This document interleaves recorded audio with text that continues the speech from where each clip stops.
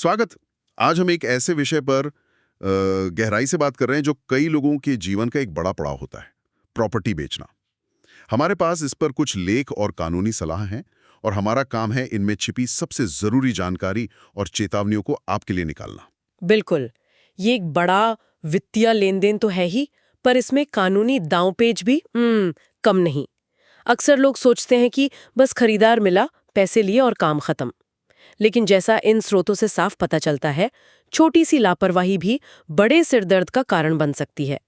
आज की इस चर्चा का मकसद यही है कि इन स्रोतों की मदद से बिक्री की प्रक्रिया को सरल और सुरक्षित कैसे बनाया जाए, इस पर रोशनी डाली जाए। हाँ, जाहिर है मुख्य लक्ष्य तो प्रॉपर्टी की अच्छी कीमत पाना, और वो भी बिना किसी झंझट के। पर जैसा आपने कहा, कानूनी पहलू अक्सर अनदेखे रह जाते हैं।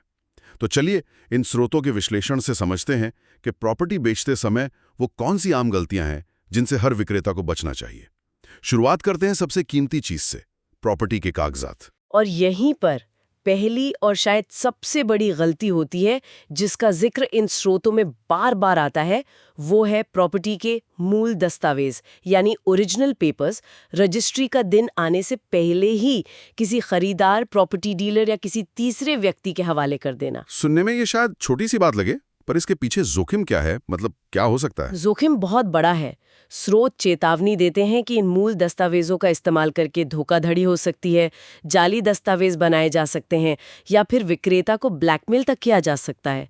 सोचिए, अगर किसी ने आपके ओरिजिनल पेपर्स के आधार पर कहीं और लोन ले लिया या प्रॉपर्टी पर कोई झूठा दावा ठोक दिया। बाप रे। नियम एकदम साफ है और इसे तो बिल्कुल गांठ बांध लेना चाहिए। जब तक आप सब रजिस्ट्रार के दफ्तर में बैठकर सौदे पर दस्तखत नहीं कर देते और पूरी पेमेंट आपके अकाउंट में नहीं आ जाती, ओरिजिनल पेपर्स आपकी तिजोरी में ही रहने चाहिए। ठीक है, ओरिजिनल नहीं देने हैं, ये तो समझ आ गया।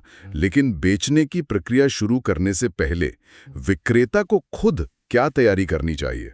हाँ, तो सबसे पहले तो ये सुनिश्चित करना बेहद जरूरी है कि आपके पास प्रॉपर्टी का क्लियर टाइटल है, यानी मालिकाना हक पर कोई पुराना विवाद, कोई लोन या कोई कानूनी अड़चन, जिसे एनकम्ब्रेंस कहते हैं, वो तो नहीं है। अच्छा। इसके लिए किसी अच्छे वकील से टाइटल क्लियरेंस रिपोर्ट बनवाना और सब रजिस्ट्रार ऑफिस से पिछले कम से कम 12 साल और हो सके तो 30 साल तक का एनकम्ब्रेंस सर्टिफिकेट ईसी निकलवाकर जांचना अनिवार्य है। ये शुरुआती कदम आपको बाद की कई परेशानियों से बचा सकता है। लेकिन आजकल वेरिफिकेशन के लिए खरीदार या बैंक वाले कॉपी तो मांगते ही हैं। डिजिटल जमाने में पीडीएफ भेजना तो आम है, लोग व्हाट्सएप पर भेज देते हैं। यहीं पर सावधानी बरतनी है। दी गई जानकारी के मुताबिक अपने दस्तावेजों की रंगीन स्कैन की हुई पीडीएफ फाइल ईमेल या व्हाट्सएप पर भेजना सुरक्षित नहीं है। इसका आसानी से गलत इस्तेमाल हो सकता है। तो फिर क्या करें? बेहतर तरीका यह है कि खरीदार या उनके बैंक प्रतिनिधि को अपने सामने बिठाकर ओरिजिनल दस्तावेज दिखाएं।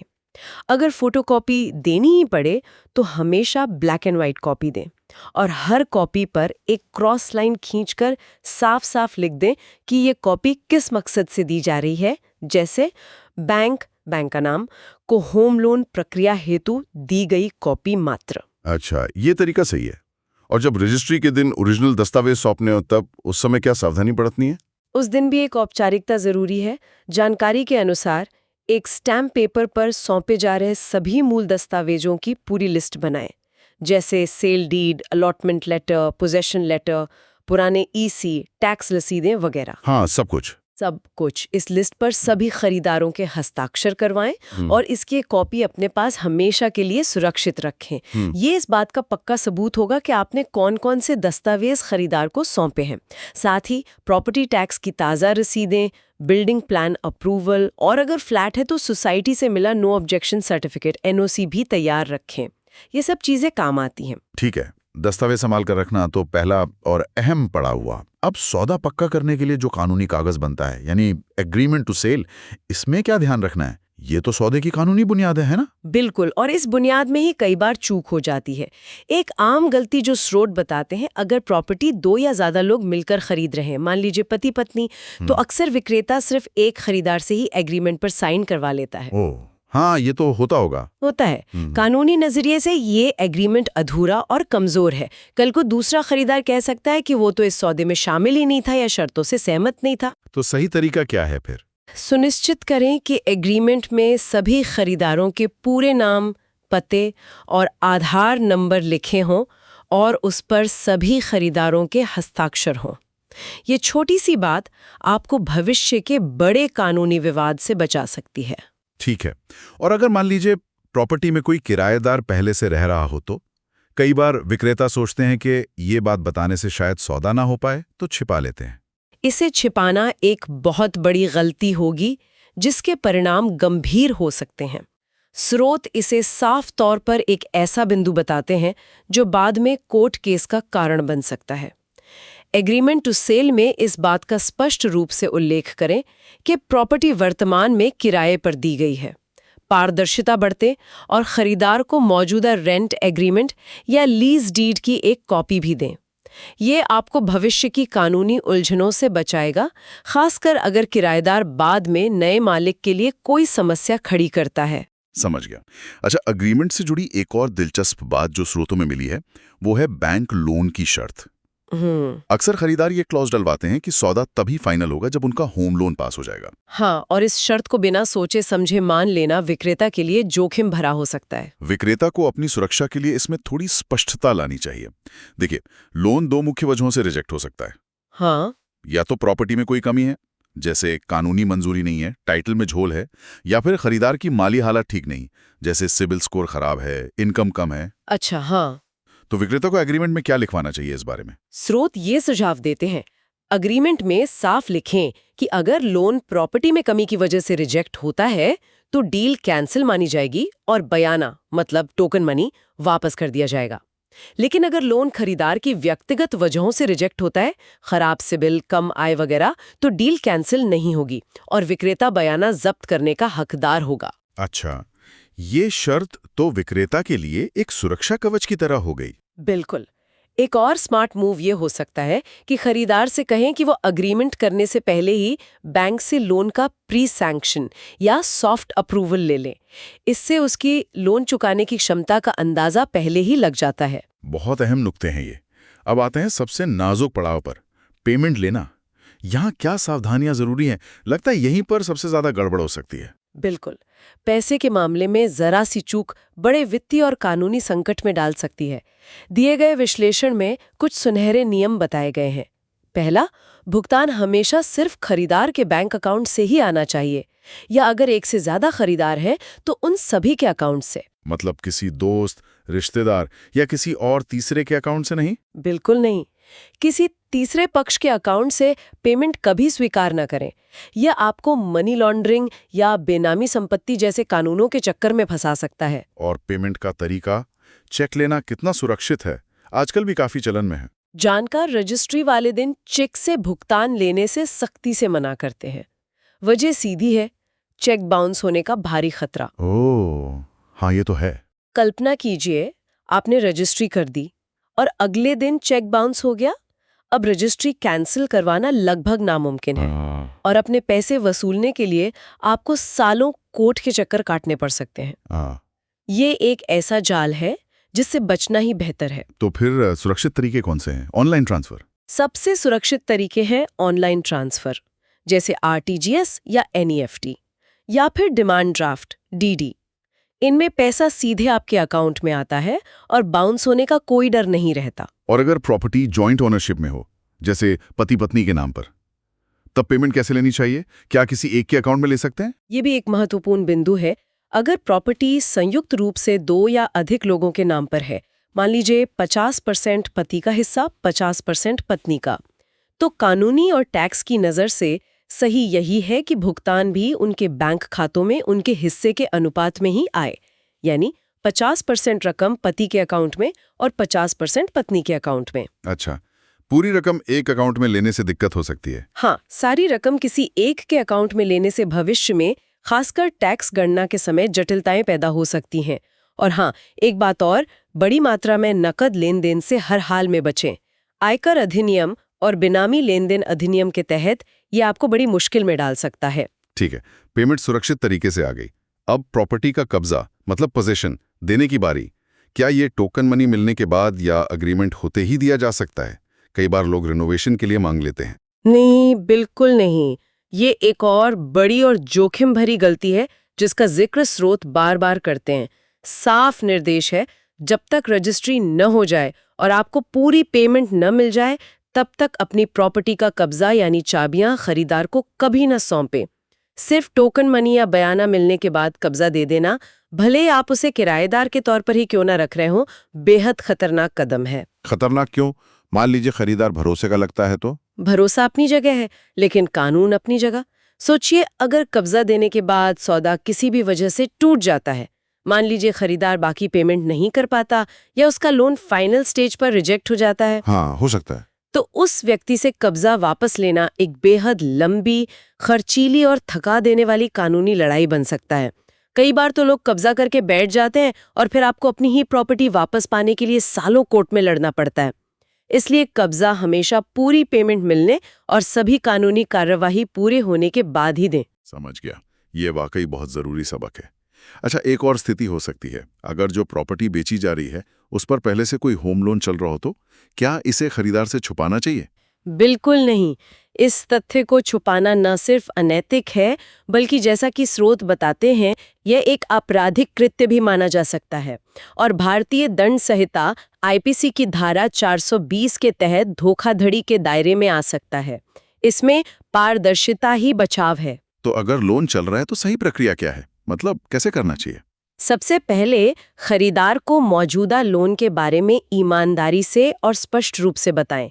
बेहतर होगा कि आप खरीदार को अपने साथ बैंक मैनेजर से मिलवाएं, ताकि बैंक खुद लोन की स्थिति, बकाया राशि और उसे चुकाने की प्रक्रिया के बारे में बता सके। इसके बाद बैंक के साथ मिलकर सभी कानूनी औपचारिकताओं को पूरा करें। इसमें अक्सर बैंक, विक्रेता और खरीदार के बीच एक त्रिपक्षीय समझौता यानी ट्राइपार्टाइट एग्रीमेंट होता है। अच्छा, ये ट्राइपार्टाइट एग्रीमेंट क्या होता है? ये समझौता तय करता है कि बिक्री से मिलने वाली रकम में से पहले बैंक अपना बकाया लोन कैसे काटेगा और बाकी बची रकम विक्रेता को कैसे और कब मिलेगी। ये प्रक्रिया थोड़ी लंबी लग सकती है, पर ये पूरी तरह सुरक्षित है। ठीक है, रजिस्ट्री हो गई, पैसे मिल गए, कब्जा भी सही समय पर दे दिया। अब तो विक्रेता की सारी जिम्मेदारी खत्म हो गई, अब तो आराम कर सकते हैं। ज्यादातर लोग यही सोचते हैं, लेकिन एक आखिरी और महत्वपूर्ण काम अभी बाकी है जिसे कई विक्रेता नजरअंदाज कर देते हैं, और ये लापरवाही भी भविष्य में परेशानी का सबब बन सकती है। वो क्या है? रजिस्ट्री के बाद भी कुछ करना होता है?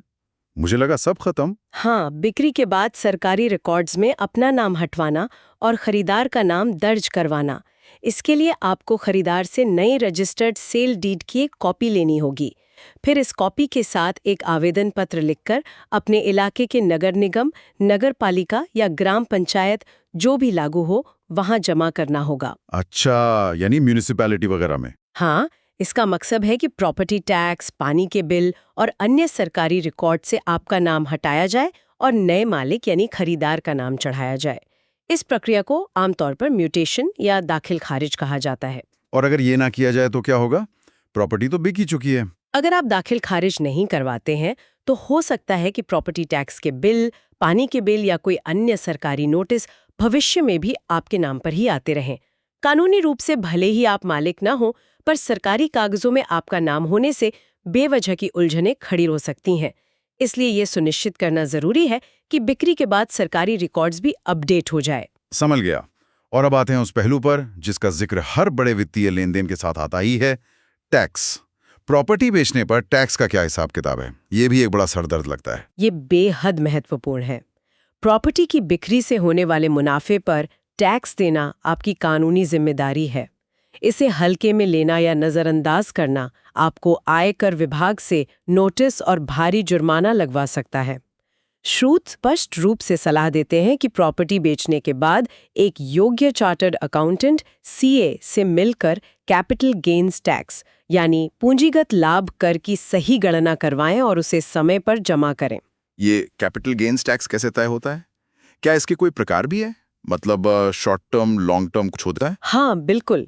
ये इस बात पर निर्भर करता है कि आपने प्रॉपर्टी खरीदने के कितने समय बाद बेची है। अगर आपने प्रॉपर्टी खरीदने के 2 साल मतलब 24 महीने के अंदर ही बेच दी, तो इस पर होने वाले मुनाफे को short term capital gain STCG माना जाता है। इस मुनाफे पर आपको अपनी सामान्य इनकम टैक्स स्लैब के हिसाब से टैक्स देना होता है। और अगर 2 साल बाद बेची जाए तो? अगर आपने प्रॉपर्टी 2 साल या उससे ज्यादा रखने के बाद बेची है, तो मुनाफे को लॉन्ग टर्म कैपिटल गेन या LTCG कहते हैं। इस पर टैक्स की दर अलग होती है। जानकारी के अनुसार 2025 में ये इंडेक्सेशन बेनिफिट्स के साथ 12.5% थी। हालांकि टैक्स दरें बदल सकती हैं, तो लेटेस्ट रेट्स चेक करना जरूरी है। आपने इंडेक्सेशन का जिक्र किया, ये क्या होता है? सुनने में थोड़ा जटिल लगता है। इंडेक्सेशन का फायदा सिर्फ लॉन्ग टर्म कैपिटल गेन पर मिलता है। इसका सीधा सा मतलब है महंगाई के असर को एडजस्ट करना। सरकार मानती है कि वक्त के साथ पैसे की कीमत कम होती है, यानी महंगाई बढ़ती है। हाँ बिल्कुल। तो टैक्स की गणना करते समय आपकी प्रॉपर्टी की खरीद लागत मतलब कॉस्ट ऑफ एक्विजिशन को एक सरकारी इंडेक्स कॉस्ट इन्फ्लेशन इंडेक्स के हिसाब से बढ़ा दिया जाता है। इससे आपकी कागजी खरीद लागत बढ़ जाती है और टैक्सेबल मुनाफा कम हो जाता है। नतीजतन आपको टैक्स भी कम देना पड़ता है। ये एक तरह की राहत है। अच्छा, ये तो बढ़िया है। क्या इस long term capital gains tax को बचाने का भी कोई तरीका है? सुना है लोग घर खरीद लेते हैं। हाँ, आयकर अधिनियम में कुछ कानूनी रास्ते दिए गए हैं जिनसे LTCG बचाया जा सकता है। सबसे आम है सेक्शन 54, जिसके तहत अगर आप बिक्री से हुए मुनाफे को एक निश्चित समय सीमा के अंदर, आमतौर पर बिक्री से 2 साल के अंदर या 1 साल पहले किसी नई रिहायशी प्रॉपर्टी को खरीदने या बनवाने में लगा देते हैं, तो आपको टैक्स में छूट मिल सकती है। और कोई तरीका? इसी तरह सेक्शन 54 EC के तहत मुनाफे की रकम को कुछ खास सरकारी बॉन्ड्स जैसे NHAI या REC के बॉन्ड्स में 3 या 5 साल के लिए निवेश करके भी टैक्स बचाया जा सकता है। लेकिन इन सब की शर्तें काफी बारीक होती हैं, इसलिए CA की सलाह लेना सबसे बेहतर है। वो आपको सही गाइड कर पाएंगी। टैक्स से जुड़ा एक और शब्द अक्सर सुनने में आता है, TDS। प्रॉपर्टी बेचने में इसका क्या रोल है? TDS यानी टैक्स डिडक्टेड एट सोर्स, यहाँ विक्रेता की सीधी जिम्मेदारी नहीं बल्कि खरीदार की है, पर विक्रेता को इसके बारे में पता होना जरूरी है। कानून के अनुसार अगर बेची जा रही प्रॉपर्टी की कीमत 50 लाख या उससे ज्यादा है, 50 लाख से ज्यादा? हाँ, 50 लाख या उससे ज्यादा, तो खरीदार की ये जिम्मेदारी है कि वो पेमेंट करते समय कुल बिक्री मूल्य का 1% TDS काटे और उसे सरकार के पास जमा करवाएं। तो इसमें विक्रेता को क्या सुनिश्चित करना है? विक्रेता को 2 बातें सुनिश्चित करनी चाहिए। पहली, खरीदार को उसकी TDS काटने और जमा करने की जिम्मेदारी याद दिलाएं। दूसरी और सबसे महत्वपूर्ण, खरीदार से TDS जमा करवाने का सबूत यानी फॉर्म 16B जरूर प्राप्त करें। Form 16B, okay. ये फॉर्म 16B ही इस बात का प्रमाण है कि आपकी बिक्री पर TDS कट चुका है और जमा हो चुका है। आप इस फॉर्म 16B के आधार पर अपने इनकम टैक्स रिटर्न में इस काटे गए टैक्स का क्रेडिट ले सकते हैं। अगर आपके पास ये फॉर्म नहीं होगा, तो आप क्रेडिट क्लेम नहीं कर पाएंगे और आपको शायद ज्यादा टैक्स भरना पड़ जाए। वाह, ये तो वाकई प्रॉपर्टी बेचने की पूरी प्रक्रिया परत दर परत खुल गई। काफी सारी बारीकियां हैं जिनका ध्यान रखना विक्रेता के लिए कितना जरूरी है, यह साफ हो गया। इन सभी बिंदुओं को ध्यान में रखकर ही लगता है कि एक सुरक्षित और सफल सौदा हो सकता है। बिल्कुल सही कहा आपने। अगर हम इन सभी बातों का सार निकालें, तो कुछ मूल मंत्र सामने आते हैं: सावधानी, पारदर्शिता और पुख्ता दस्तावेजीकरण। मूल दस्तावेज अपनी जान की तरह संभाल कर रखें। एग्रीमेंट बनाते समय हर क्लॉज को ध्यान से पढ़ें और सभी खरीदारों को शामिल करें। प्रॉपर्टी से जुड़ी कोई भी जरूरी बात जैसे किराएदार या लोन छिपाए नहीं। पेमेंट हमेशा सुरक्षित माध्यमों से और सही खातों में लें।